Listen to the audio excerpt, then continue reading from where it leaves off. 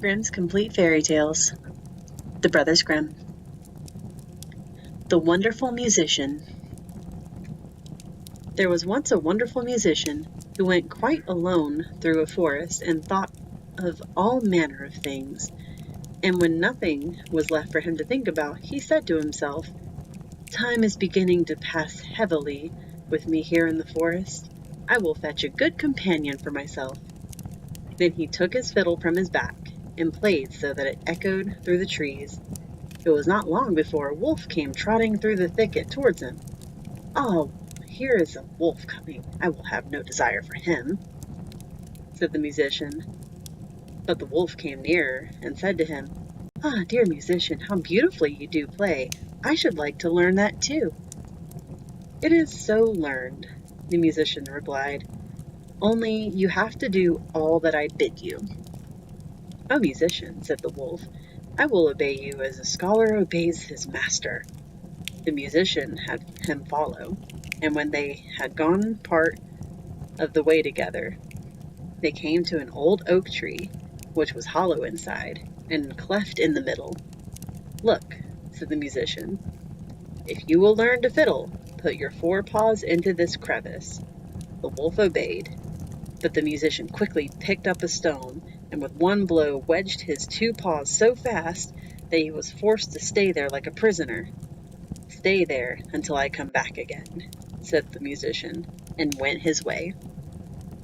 After a while he said again to himself, "Time is beginning to pass heavily with me here in the forest. I will fetch another companion," and took his fiddle and played again in the forest.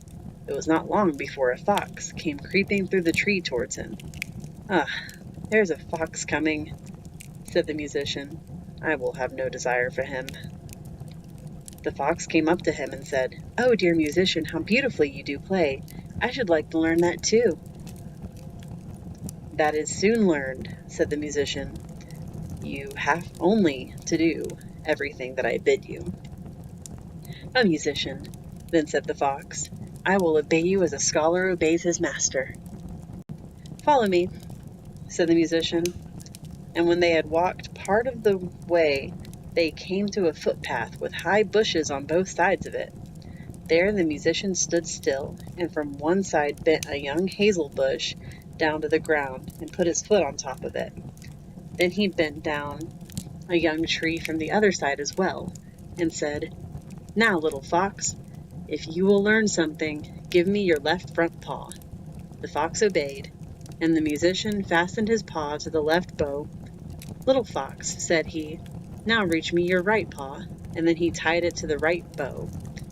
When he had examined whether they were firm enough, he let go, and the bushes sprang up again and jerked up the little fox so that it hung struggling in the air.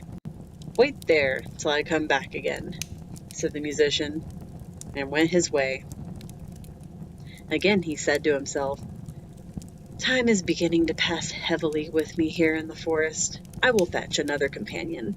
So he took his fiddle, and the sound echoed through the forest.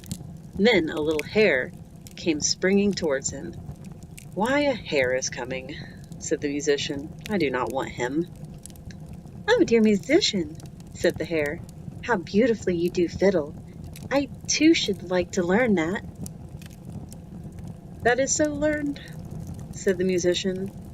"You have only to do everything that I bid you." "Oh, musician," replied the little hare, "I will obey you as a scholar obeys his master." They went a part of the way together until they came to an open space in the forest, where stood an aspen tree. The musician tied a loose string around the little hare's neck, and the other end of which he fastened to the tree. "Now, briskly, little hare, run 20 times around the tree," cried the musician. The little hare obeyed, and when it had run round 20 times, it had twisted the string 20 times round the trunk of the tree, and the little hare was caught, and it let pull and tug as it liked, and only made the string cut into its tender neck. "Wait there until I come back," said the musician, and went onwards. The wolf, in the meantime, had pushed and pulled and bitten at the stone, and had worked so long that he had set his feet free and had drawn them once more out of the cleft. Full of anger and rage, he hurried after the musician and wanted to tear him to pieces. When the fox saw him running, he began to lament and cried with all his might, "Brother Wolf, come to my help. The musician has betrayed me." The wolf drew down the little tree, bit the cord in two, and freed the fox, who went with them to take revenge on the musician. They found the tied-up hare, whom likewise they released, and then they all sought the enemy together. The musician had once more played his fiddle as he went on his way, and this time he had been more fortunate. The sound reached the ears of a poor woodcutter, who instantly, without thought, gave up his work and came with his hatchet under his arm to listen to the music. "At last comes the right companion," said the musician, "for I was seeking a human being, and no wild beast." And he began and played so beautifully and delightfully that the poor man stood there as if bewitched, and his heart leaped with gladness. And as he thus stood, the wolf, the fox, and the hare came up, and he saw well that they had some evil design. So he raised his glittering axe and placed himself before the musician, as if to say, "Whoever wishes to touch him, let him beware, for he will have to deal with me." Then the beasts were terrified and ran back into the forest. The musician, however, played once more to the man out of gratitude, and then went onwards.